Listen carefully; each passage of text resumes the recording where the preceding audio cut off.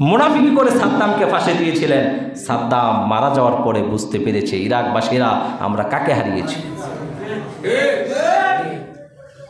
ঠিক তদ্রূপ বাংলা মানুষ এখন বুঝে আল্লামা দেলোয়ার হোসেন সাঈদীকে হারিয়ে কতটা কষ্ট দিয়েছে ওনাকে, এখন বাংলা মানুষ বুঝতেছে। সারা বিশ্বের মধ্যে কোরআনের দাওয়াত যিনি দিয়েছেন, আজকে যতই বুঝি লাভ হবে।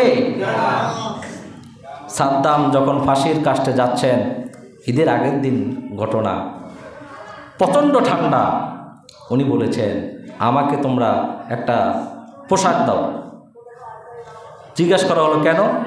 বলে এখন ইরাকে অনেক ঠান্ডা, আমি যদি ফাঁসির কাস্টে যাওয়ার সময় শীতের কারণে আমার শরীরে যদি কম্পন আসে, তাহলে সে আমেরিকা, ব্রিটেন, সে ইহুদি খ্রিস্টানরা ভাববে মুসলমানের নেতা মৃত্যুর ভয়ে ভয় পায়।